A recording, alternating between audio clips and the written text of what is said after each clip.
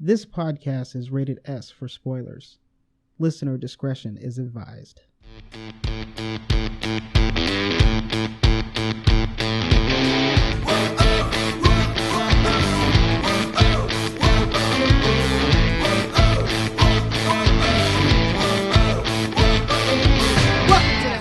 Podcast. This is episode 81, the movie review of Dark Phoenix.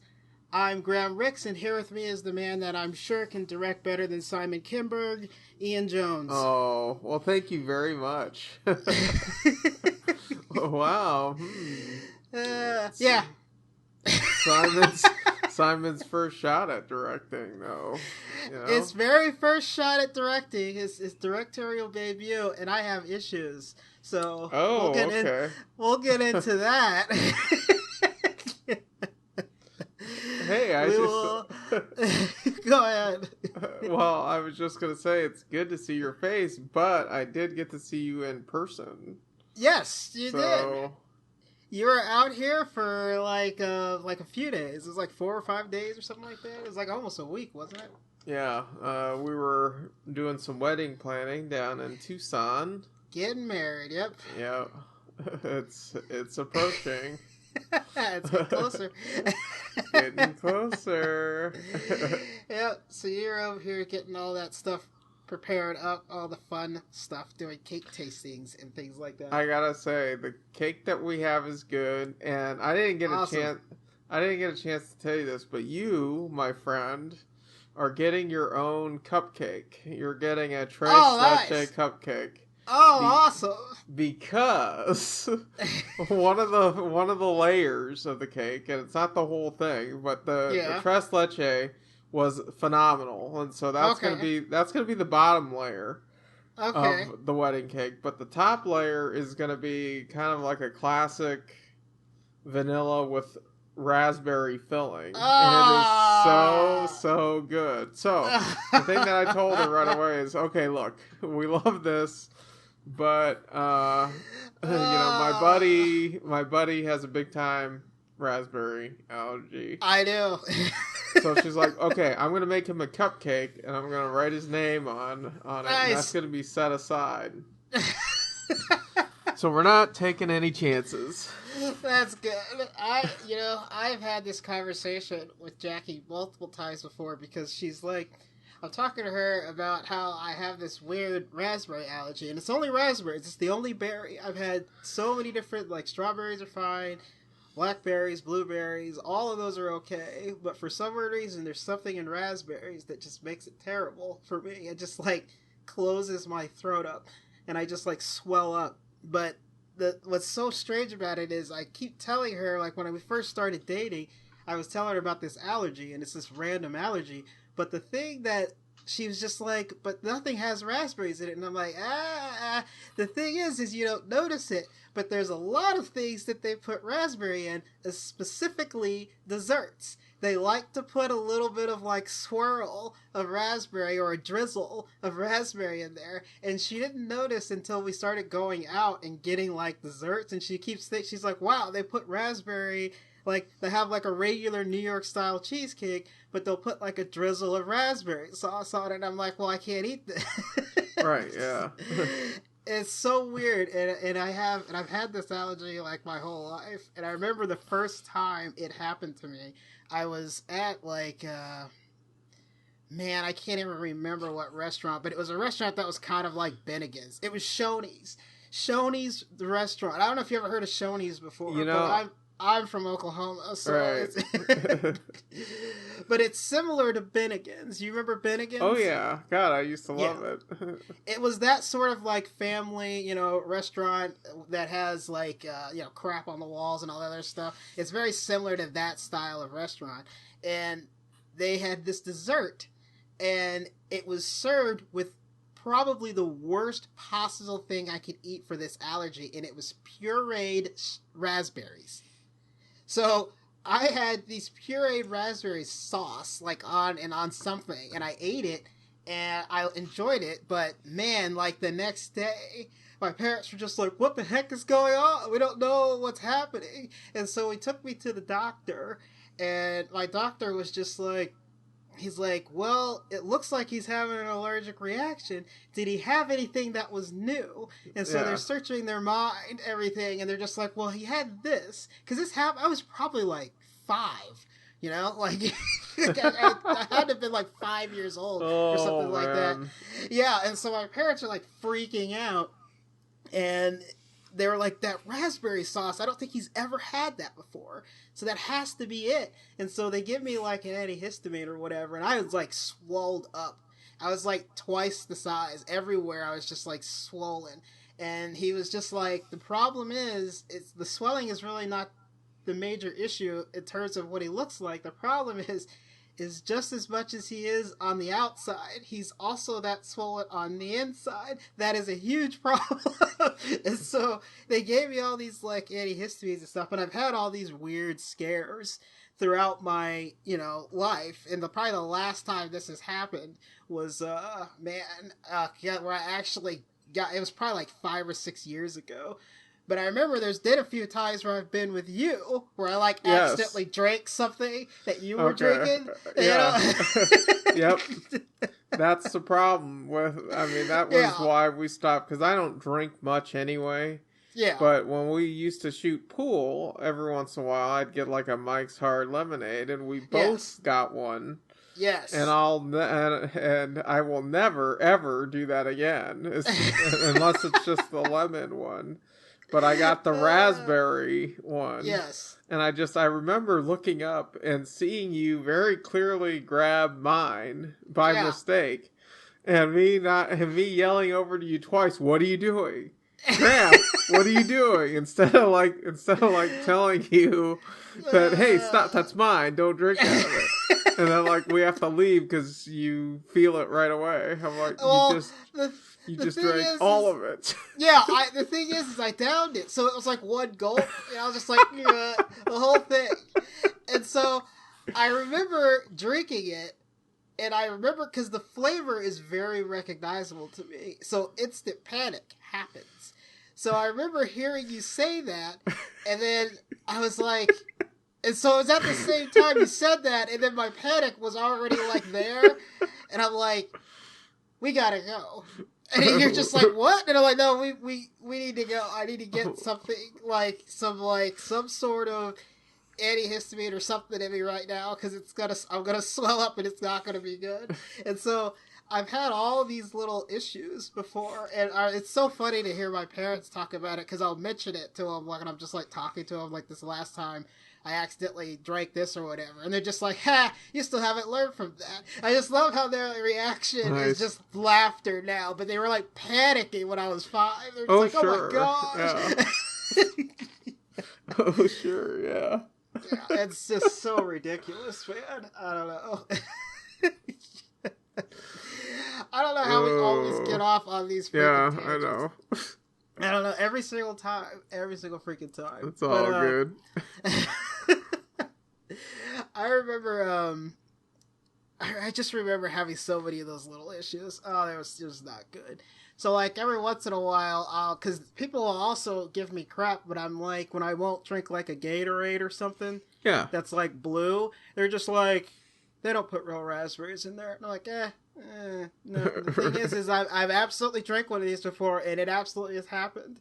It's, when it says artificial and natural flavors, they might stink a little bit in there, and it's enough to get me to react. Yeah, I think that was kind of my reaction too when I was like, there's no way. I mean, everything's got to be artificial, right? But you were already feeling it.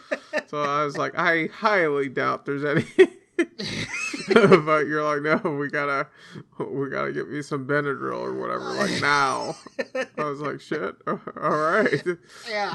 We gotta get out of here. Oh, those are the days where we used to play pool like all the time. Oh yeah. Oh, man. All right, let's this is why we need a producer or somebody to like get us back on task. But Jackie's busy shopping. Okay, where are we at? Synopsis time? Well, the thing is, do you want to talk? Yeah, trailer. Do you have any trailers you want to talk about? Well, there was one, and I forgot it. Oh, nice. Whatever I was going to say about it, I was like, God, this is a stupid trailer. Oh my gosh. And then, yeah, so... Well, that's fantastic. This is riveting. It's nice to know. This is riveting. Right? So, here's the deal. The thing that I have to say that is interesting is because we're probably going to do this movie. So, Spider-Man, saw the new Spider-Man trailer. Yeah. Right? Now, while I was visiting you back in Tucson, Uh-huh. I think it was your aunt who told this story? No, my stepsister. Okay, so your stepsister was where, like, because they tell you in this new trailer that Tony Stark is dead. And, and it was played before Endgame. Yep. So the trailer spoiled it. Endgame for her. Yeah. Yeah, she was pretty furious about that. I was irate for her, because I'm like, well, why would you... Like, I get Endgame's been out for a while, so, like, that's kind of a weird thing. Like, you kind of give them a little bit of leeway, but what the heck? Like, it just doesn't make any sense why you would do this new trailer where it would show. So I saw that one this time around. I hadn't seen it when she was talking about it, but because this time around I saw it, so I know exactly what she's talking about. And, like, Tony Stark's, like, death is, like, heavily influenced in that trailer. Like, in what seems to be this movie. It's kind of like, it has a huge aspect of how, you know, the world needs a new Iron Man and all this other stuff that's happening. And how, you know, Tony Stark wouldn't have done what he did when Happy's talking to Peter, where he's just like, well, Tony Stark wouldn't do what he did if he didn't think you were going to be here. So it was like one of those things. And so it's like heavily influenced, which I think is really cool. And I'm kind of interested to see how this works out, because they also bring up a multiverse in this one also. And I'm like, okay, so is this how they're going to open up like another version of X-Men or whatever? Is this like how they're going to do it? Because that's what it feels like. Right? It leaves the door open for Fantastic Four, for a lot of things that are now under Marvel's control, for sure. Yes. So and I feel like that's exactly what's going to happen.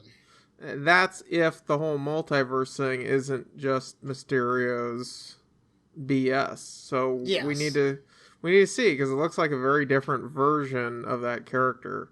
It is. But you just can never tell, though. You just don't know, though. Yep.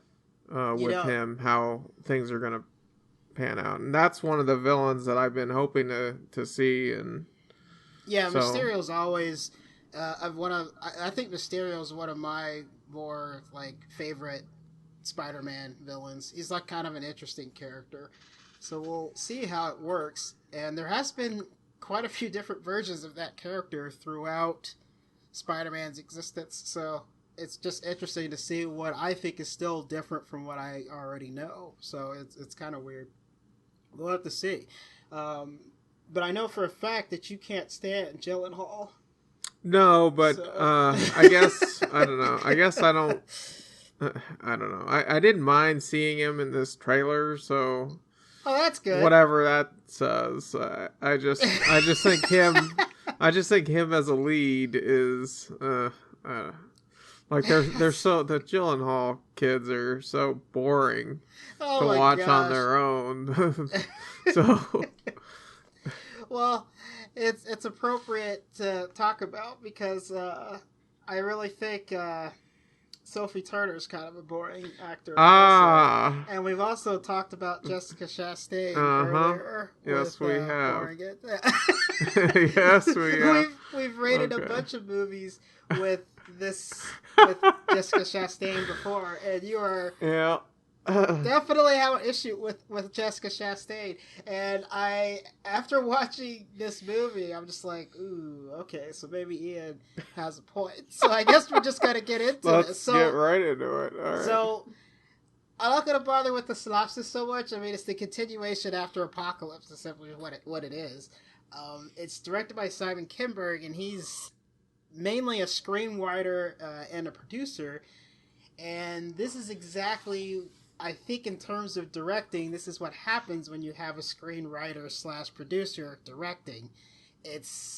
I don't know why he wasn't paying attention with all the other stuff he's been producing. Maybe he's just not on set very often with the directors, but it's just weird to have him attached to like so many good movies. And the thing that's funny about that is I was reviewing his filmography, and this is his directorial debut, so this is the first movie he's directed, but he's produced and wrote a lot of movies. And the thing that's funny is all the movies he's produced and not written are good, for the most part, when you like look through his filmography. So like, and for an example, he produced Logan, but didn't have anything else to do with it.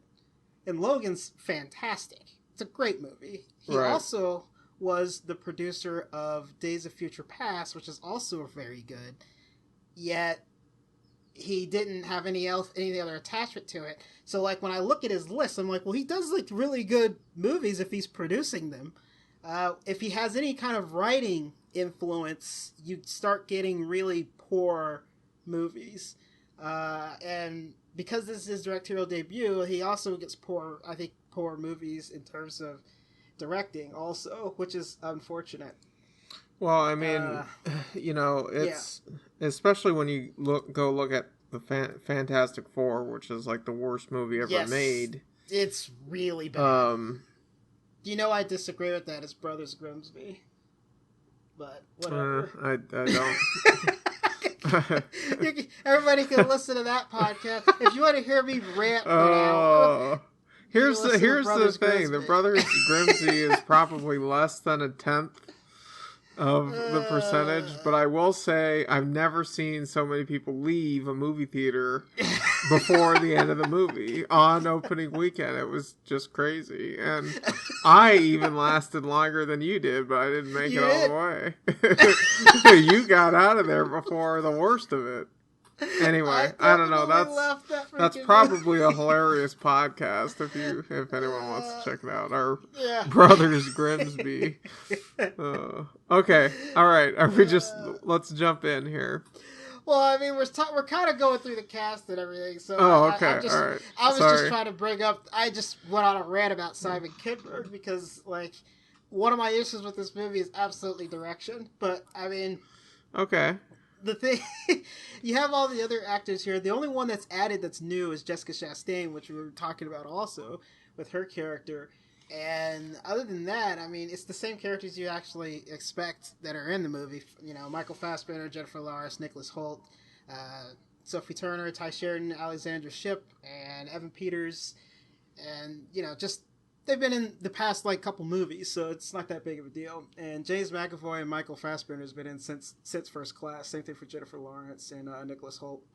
So I think we should just go ahead and I kind of want to talk about this movie really badly. All right. So let's just take a break real quick.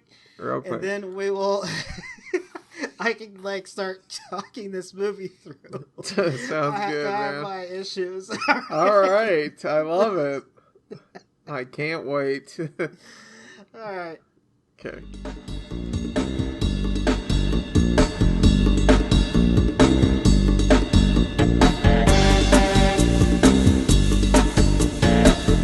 All right, Joe. So we're back for the quirk section. So I'm gonna get started. So my biggest issue, I think we already know before the break, is direction. I had so many problems with how this movie's directed.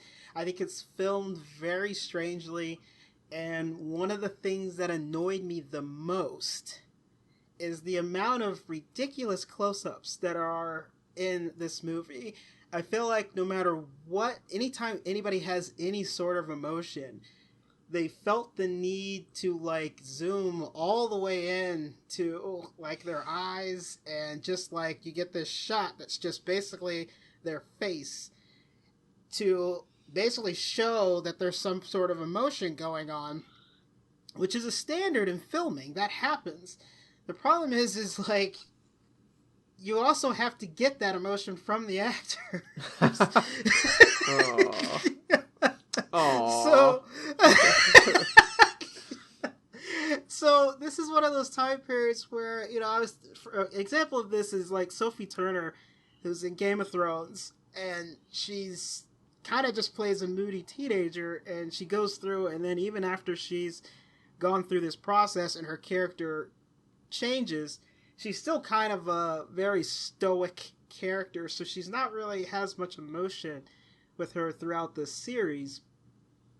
And I was talking to Jackie about it. She's like, well, I don't know how good of an actor Sophie Turner is because she's never been pushed. Well, this is a time period where she has to be pushed because she's Phoenix. And her trying to deal with that you have to be able to elicit that sort of emotion. And she doesn't quite get it. And the problem I have with it is I don't necessarily think it's Sophie Turner's fault. I absolutely think that she's just one of those actors that needs a director behind her to get it out of her. And so I think this is the issue. I really think there's a lot of little issues like that in this movie that kind of helps make this movie poorer every time something like this comes up. You have these scenes pop up that are all these emotionally draining scenes, yet it's like filmed awkwardly and it jumps around a lot also. And all of this builds up into just being like really poor storytelling. And I don't know if you felt this way also. Do you have this same feeling? Because that's what I felt through this whole movie. No, I didn't. I mean, the problem that I thought that maybe where this movie suffers from is I think it's fairly obvious that they went back and had to reshoot a lot of it, and that would make sense because. Yeah, go ahead. Sorry. Okay. Well, just because, Marvel got a hold of it and probably realized, oh my goodness, this is way too close to being Captain Marvel, an anti-Captain Marvel type movie. And so they go in and have to, like you're saying, the emotion needs to be there, especially because something really big happens between Jean and Mystique. Which could forever change the relationship between the X-Men amongst themselves, and in fact, it seems like that's exactly what happens at the end of the movie. Like it's something that breaks them, but it breaks them in a way that I think a lot of people wouldn't expect, and I think a lot of that has to do with the fact that the ending to this movie was changed, and so I think a lot of the scenes in the second act had to be reshot too, and I think it's tough because you're starting to do what happened on the Fantastic Four movie. You're starting to carve up a story, and you're trying to make it work. I thought they did much better here because there's definitely 3 acts, and it's very clear that I think some competent decisions were made. But I think it's obvious that you have certain things getting pieced together here, and as a result, not there's not a connection. There's not a fluidity to the storytelling. Yes, and to me, all of that is like you're saying. This is all kind of my problem with this movie, and I'm blaming it on direction, which is probably a part of it also, but even just having to go through those sequences and doing reshoots and all that, you're going to have issues like that, because having to bring actors back to do something is never a good thing. No, and that was one of the things that Annie pointed out, like, well, geez, you can really tell when James was filming for Split, because all of a sudden, physically, he's much larger in some of the scenes. There is definitely a scene in there where I'm like, he's larger, he's more muscular in the scene. Yeah, that absolutely. And I think it shows the most for me is at the end of the movie. Right. I absolutely think, because he's wearing like this shirt, this t-shirt, and you're like, geez, he's like, this looks like Beast from, the Beast from Split is what it looks like. So and I think it shows a lot. So yeah, you're correct. So I mean, it's things like that throughout this movie that really I think hurts the most. And just adding on to this whole problem is a lot of the character motivations make no sense. Like they don't really, it's just like, why is this happening? I mean, one of the instances that I thought was really strange is like, even like, well, one of the problems I have is like Professor X as a character in this movie. I'm not sure why a huge part of the story is him trying to be a Professor X superstar is kind of like how they're blaming him for this. And I'm just like, that just seems like such a weird decision to make. And you get his motivation because he's trying to do it in terms of, you got to show good faith with the humans, because otherwise they're going to take us and put us in internment camps, which is what they were doing, and which is what ends up happening. So he's correct in that assumption, but everybody's like hatred of that kind of breaks them is really strange. I'm just like, why is this in here? And even just the scenes where you have, like, I don't understand Magneto's motivation at all either, because he's pretty much doing his own thing, which I have no idea how that happened between Apocalypse and now. Maybe you can answer that question, but I don't, like, when did he get, like, this land from the government where right. he can, like, put me, like, I don't, where did that come Especially from? After everything that he did. I don't understand that at all. Yeah, it doesn't make any sense at all. So that's just a weird plot hole. But even just have him doing his own thing, him coming and him like having Beast come up and specifically tell him, well, you know, Raven was killed in this process, and for him to be motivated to go take her out kind of doesn't make sense to me. And even then, what makes him think he could handle her anyway? Like, she already showed it earlier in the movie when he's trying to hold the helicopter that he like can't handle her. So right, like for him to just like go later in the movie to be like, okay, we're gonna kill her, and then they're gonna go through there and he's just gonna walk in to try to kill her, I feel like is very like ill-advised. And then even the way he tries to kill her doesn't make any sense. I'm like, Magneto's smarter than this. Like, there's no strategy here at all. He just, like, walks in and is expecting to just, like, use a railing, which means he had no preparation whatsoever. So he didn't know what railing's gonna be there. Like, he didn't have any prep whatsoever. It's just, like, so strange, and that's just not how Magneto is in any of these movies. He's, like, very meticulous, and he's spent his entire life like avenging, like his vengeance has been his motivation, which they say in the movie. So like, it doesn't make sense. I'm just like, why is this happening? And then having the weird motivation of Hank being upset with Professor X through this, I also think is strange, because I'm just like, why? I just don't understand why everybody's so upset with him. I get that he's like lied to her, but like, what else do you do? Like, when does that conversation happen with an adopted child? Oh, by the way, you know, your father didn't want you. Your father didn't want you anymore. Yeah. Well, like, when does that conversation happen? I just like don't understand. So even like Professor X kind of makes sense. Like, oh, I mean, I get why he's trying to block her. He's trying to hide her from this so that she can have like a realistic life. And it's just so strange, man. It's just, I feel like all of these little things are just so bizarre to me, and I don't even understand why this is happening. So the only other couple things I'll say, and then maybe I'll let you just go, because I'm just all over the place. But the only other thing I have to say is, like, I think it's really weird that this is none of those time periods where we've seen this happen in movies before, where there's like no repercussions at all by the end of this movie. So like, how is Professor X just in France relaxing, and then like, how is Magneto just like, oh hey, what's up, how's your time off?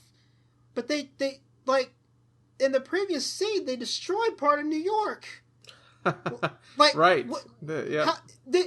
We've already established that the government decided to start putting mutants in internment camps, and then like, how, do they just let Professor X and Magneto? I don't understand. I'm like, why? How did this ending happen? How is there no repercussions for what they had done? Yeah. So it was just like so bizarre. I'm like, this like, this is the type of stuff in terms of the storytelling, you can tell it's cut up. It's, like, really weird. Like, nothing really has any fluidity to it. And then I have, like, 2 more little gripes. Okay. The Quicksilver, he gets taken out in that first fight. Yeah. And he's just, like, gone. He's so, just, like, out of commission. Did he have some other filming to do? Well, that's what Annie thought, and that's entirely possible, because Evan Peters is in a lot of other stuff. However, he's in a lot of stuff. However, I happen to know for a fact that he had a bigger part to play in this movie, and because of the reshoots, whatever happened, totally, this movie was supposed to come out like last summer. Yeah. And so whatever they did, they thought was too Marvel, got a hold of this film, and they thought that it was, the ending was too similar to everything that they had going on with Captain Marvel, and so a big sequence with him got cut. Yeah, and that's kind of hard because really the Phoenix storyline and the Captain Marvel storyline and the cinematic universe is similar. Like it is very similar storyline. So like I totally get that they're trying to push it away, but it just is what it is. That's just so weird to me. And so like that whole thing with Quicksilver I thought was really bizarre. And the next time that you even see him, he just has one little quip at the end of the movie with no writing at the halls. And you're just like, I don't understand. That's right. He's in this movie? Yeah, right? Like, I forgot. Super fan favorite. Just is not there in a movie that probably could have used him. Could have used some of that to balance out the... Yes. It's really weird. And the only other scene... Well, actually, there's a couple more scenes. I'm like all over the place, but I can't stand the... I really feel like them naming the school after Jean really bothered me. Yeah, it just doesn't... I don't know. like, it's not X-Men. Like no. That's not an X-Men thing to do.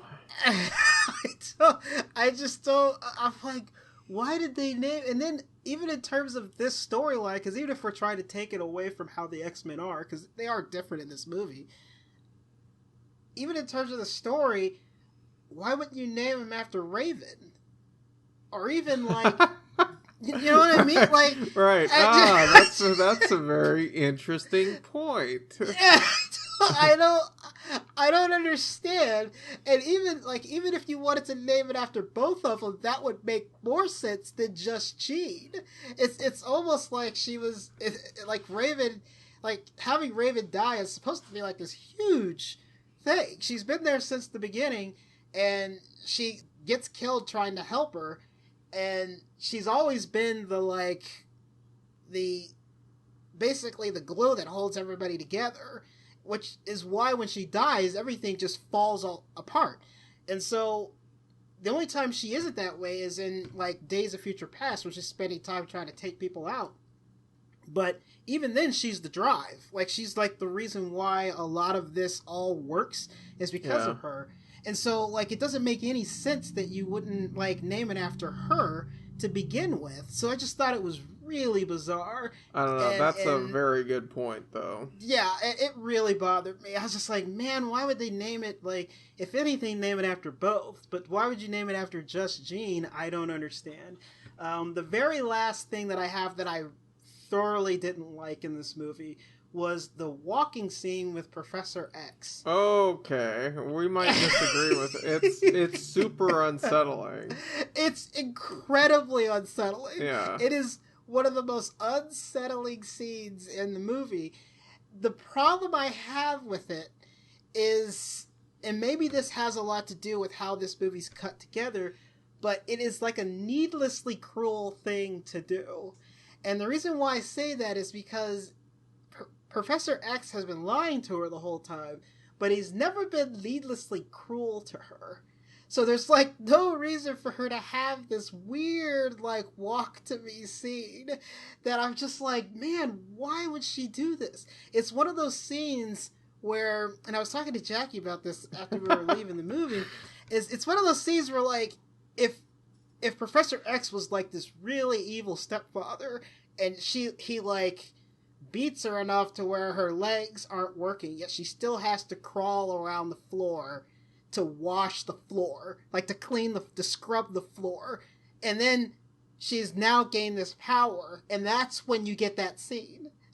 But that's not what happened. He's always treated her very well throughout. There's nothing that shows that he hasn't treated her like unfairly or cruelly. So to have that happen is just like, man, I like really don't like this at all. I really don't like how it's done, and it bothers the heck I thought it out was of kind me. of brilliant, and Oh the thing gosh. is, it is supposed to bother you, the fact that she's making him walk up steps, and it's like killing him.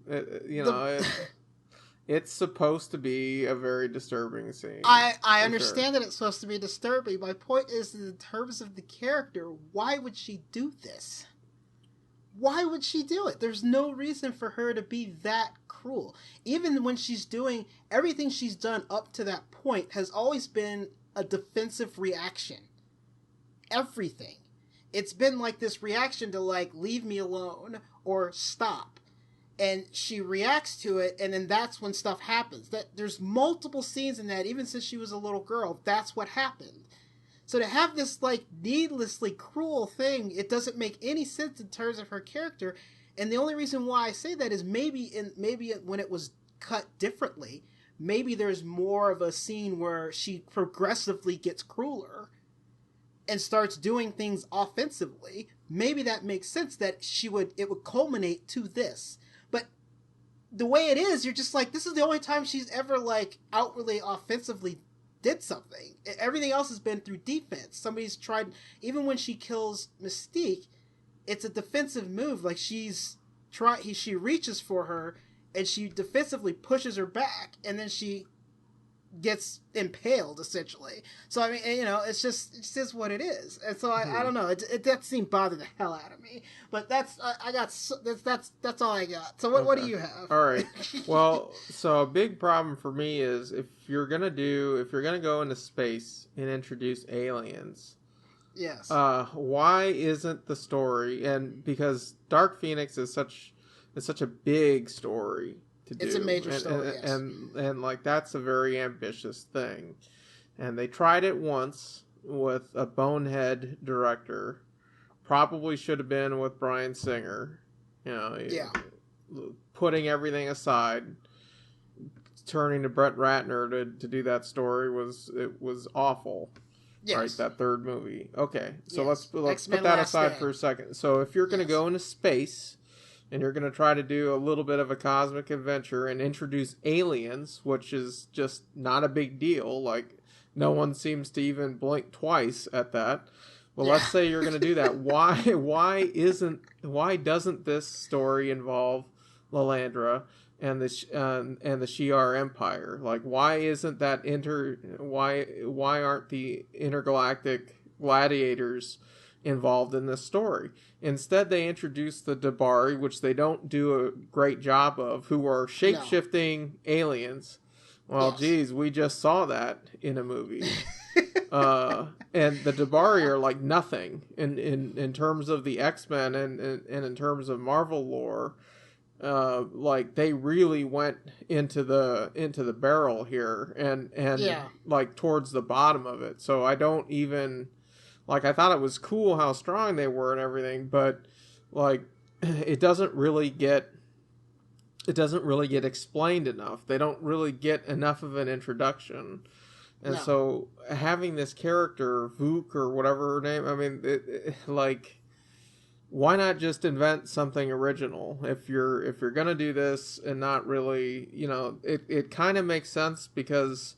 The Dabari are mentioned once in Uncanny X-Men,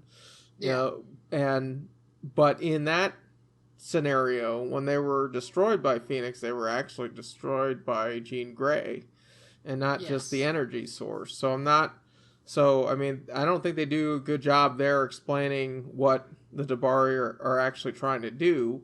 And then at the very end of the movie, they mentioned that, they're basically going to use that power to take over Earth. But none of that is really even talked about. And in fact, when she goes courting Jean Grey, it's talking about building something else, like almost going somewhere else entirely. Somewhere else, yeah.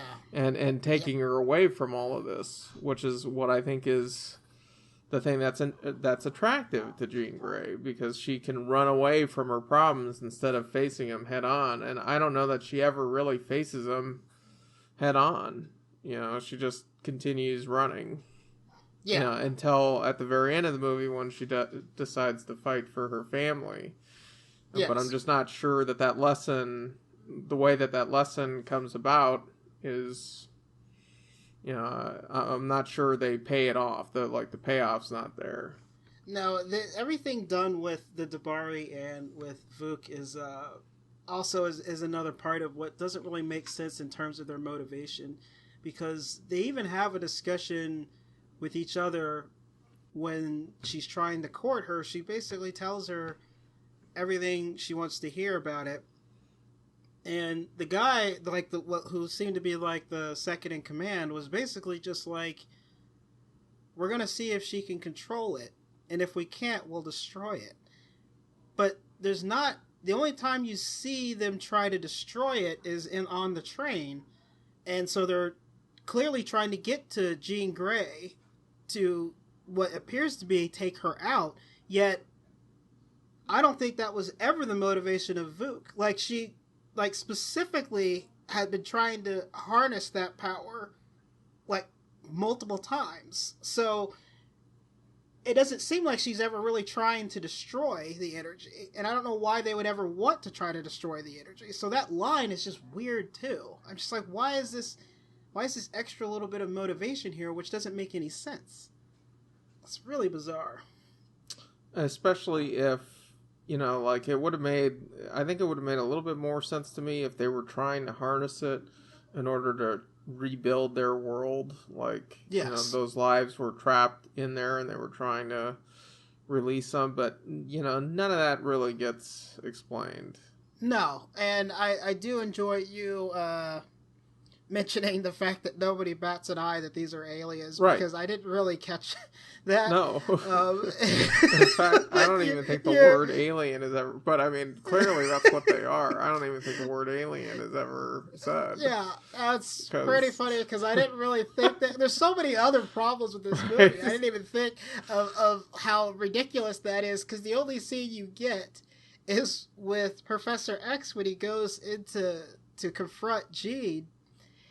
And he clearly tries to read her mind, and his response is like, "Well, what are you?" Right. So, and that's the only thing you get where somebody's actually acknowledging the fact that these are not human.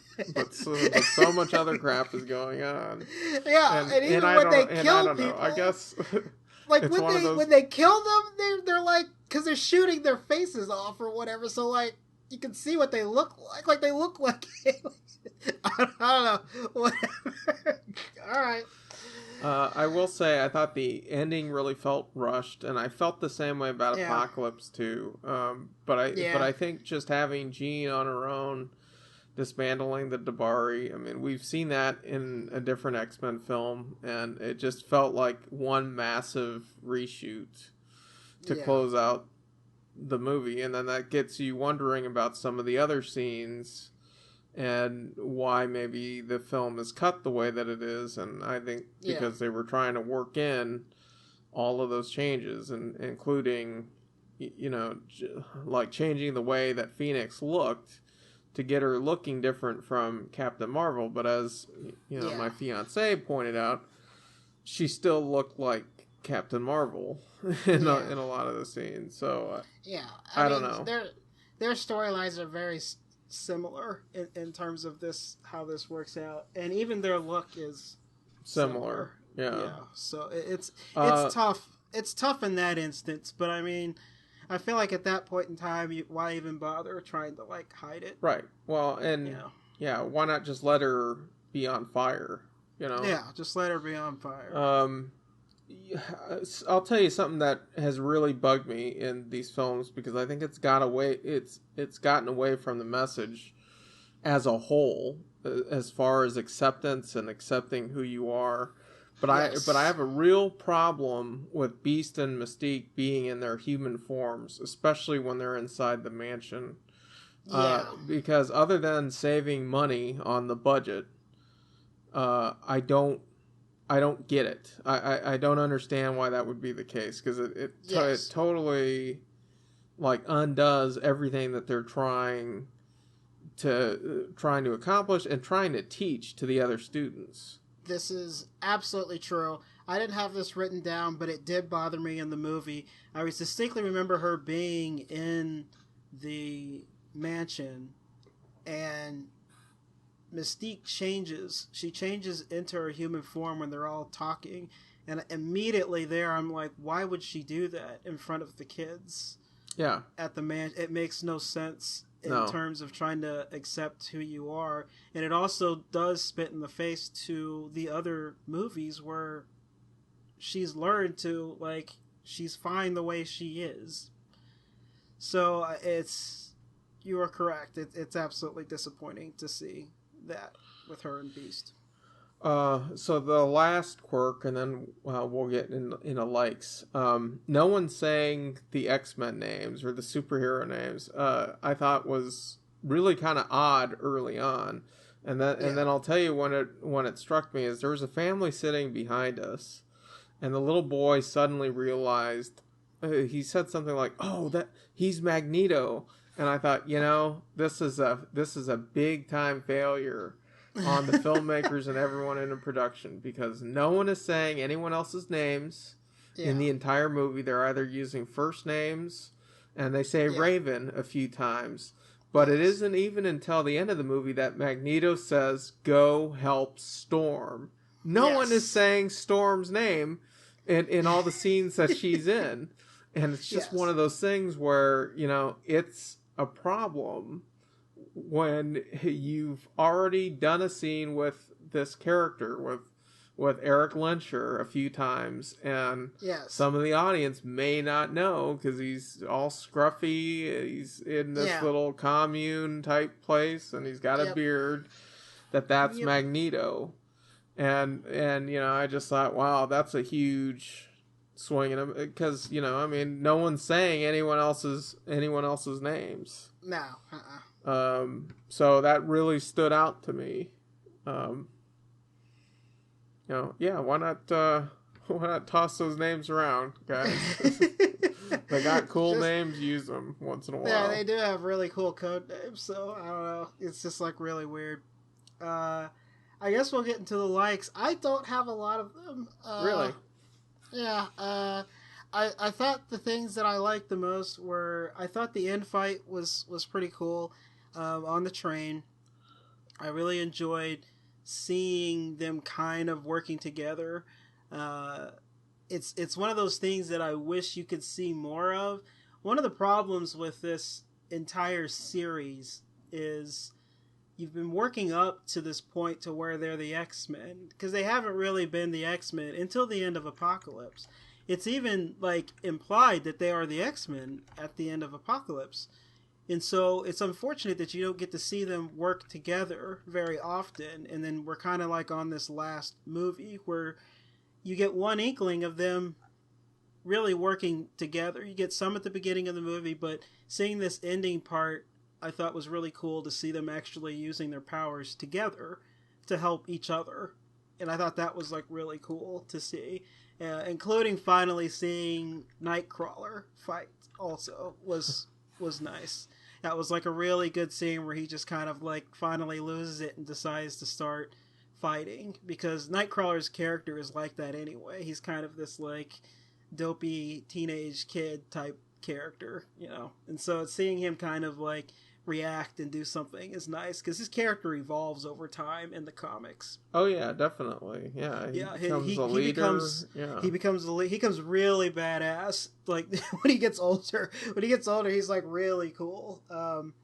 So it was nice to see that inkling in there.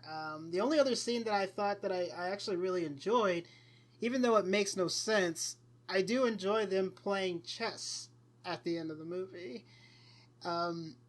That scene had its own problems anyway, because like we talked earlier, no repercussions, and then James McAvoy looking way too muscular, and so it's got its own issues. That's an issue throughout the movie, but yeah. Yeah. But, like, there's so many things where I really enjoyed them actually sitting there playing chess for a couple of reasons. One, it harks back to how they're still friends, but it also harks back to that they're also on different sides, you know, of the same coin. They're like, they want what's good for the mutants, but they have differing sides on this.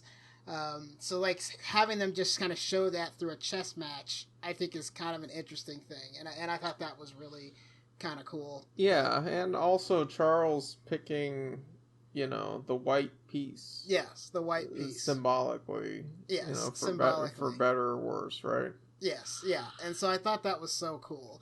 And so I really like that scene, but I really don't have much else to say for likes. So you go ahead. Right. Well, I had a few because overall, and this is a little bit of a spoiler for our spoiler cast, but I actually thought the movie was better than a lot of people were saying. And I'll get into why here right now. I really liked how they were displaying the powers. There's a lot of stuff early on, you know, from the initial space scene to how the team is initially interacting that I thought was really cool to see. You know, like Storm giving them ice in their drinks, and cool. There's a lot of practical things that I think everyone is doing with their powers that I think is fun, and that there should be more of. I know eventually you do have to get to the point. You got to get into your story and everything, but I really like that. This is also the first time that I've ever liked Cyclops ever. And I mean, I grew up with X-Men, and I thought Cyclops was so well done. And you know, I think maybe Annie hit it on the head with, well, you know, he was trying to save the woman he loved the entire time, and I think maybe that's why you liked him so much. And I was like, well, yeah, I mean, that's definitely part of it.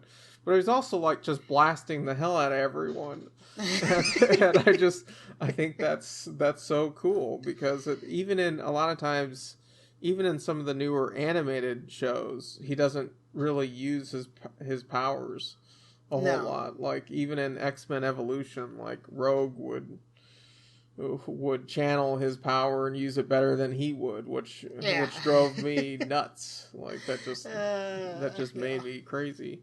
So I actually thought he was pretty cool.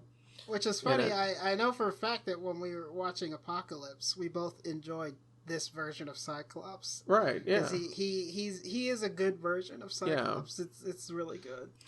So, you know, and trying to think of some of the other stuff that I liked, and now I'm drawing a blank.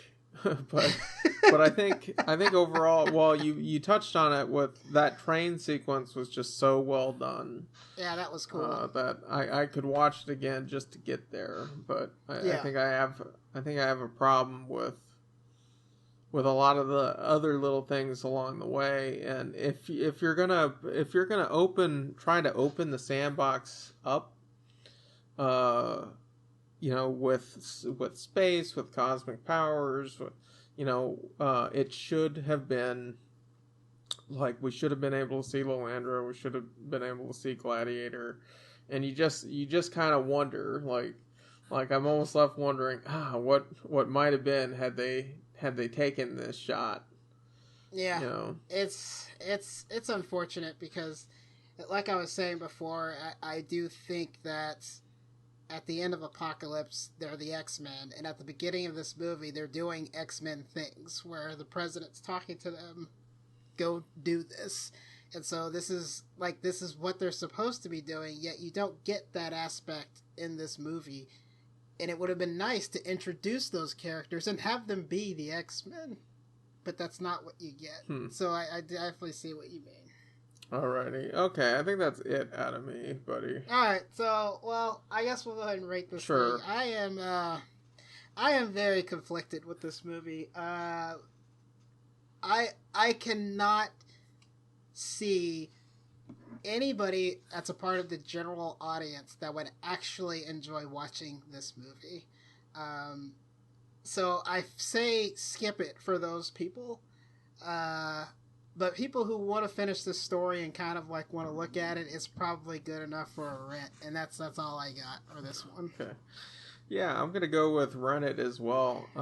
I thought that maybe the negative reviews on it were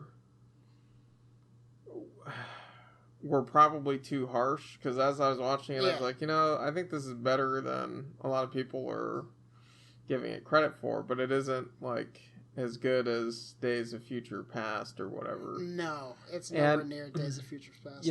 I think the problem that I have is if this is going to be the end cap of Fox's run, why isn't it a bit of a different story? Like why not give them a clear ending? Now we know all these characters are going to be like recast and I swear, like we were saying earlier, I think this whole Spider-Man coming home with Mysterio, different universes, I think we're going to get this redone. I think that's what's going to happen. And so it would have been nice to get a final ending. It's just so messy. The movie's very messy.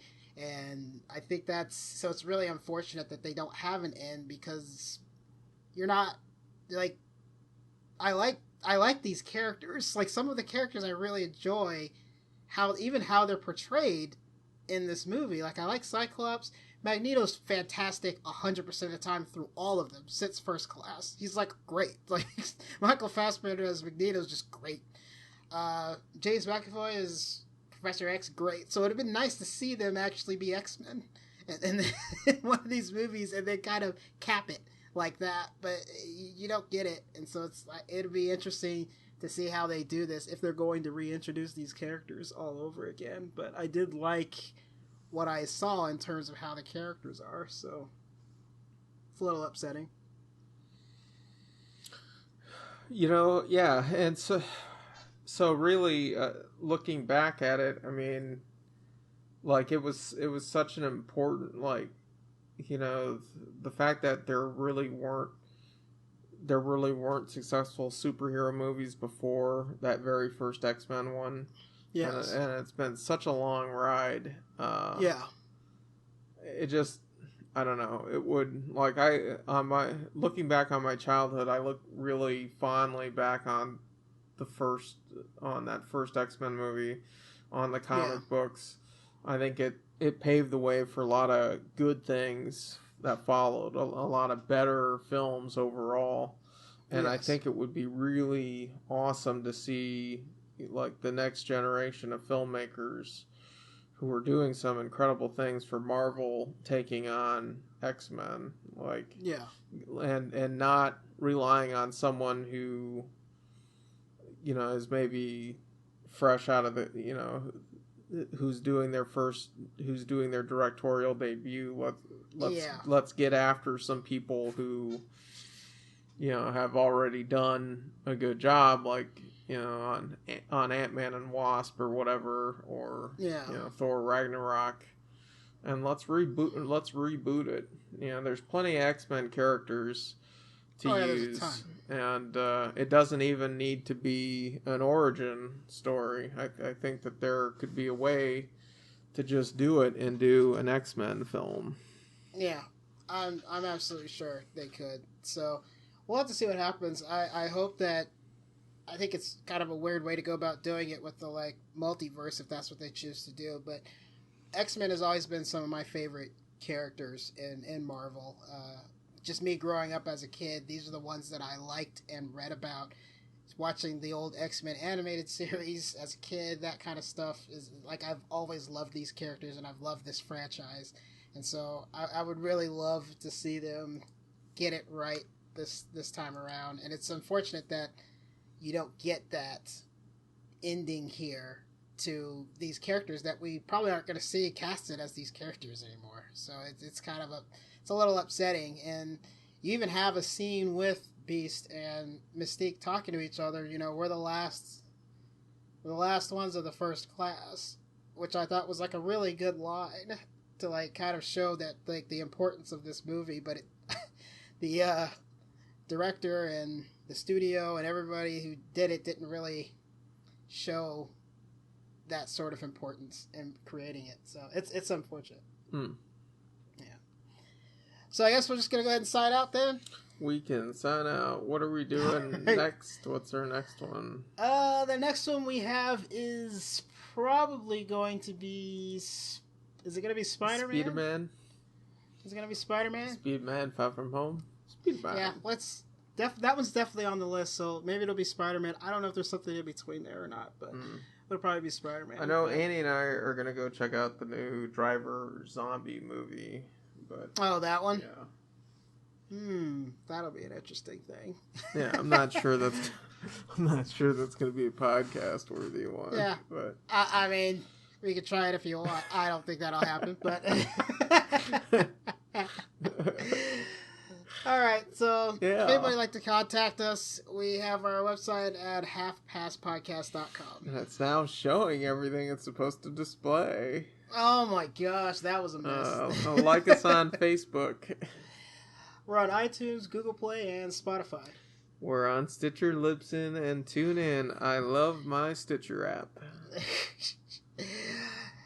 You can always contact us at our email at halfpastcast@gmail.com. That's halfpastcast@gmail.com. Tweet us at halfpastpodcast. And I'd like to thank everybody for listening, and thanks everybody for their support, and this has been a fun episode. I've had fun, and I think I've had more energy in this one than I have in previous ones, so... Yes, I feed off that energy. Yeah, you always get a better... Yeah, you get a better podcast when I have more energy. You gotta get that host energy. Host energy. So I guess the next one, hopefully in the next few weeks, it takes... I mean, Spider-Man is a while from now, so we'll have to see what happens. It doesn't even come out for a couple more weeks, but just like everybody, thanks for listening, and I guess we're just gonna sign out here. So this is the Half Past Podcast. I'm Graham Ricks. Jonesy. See you next flick.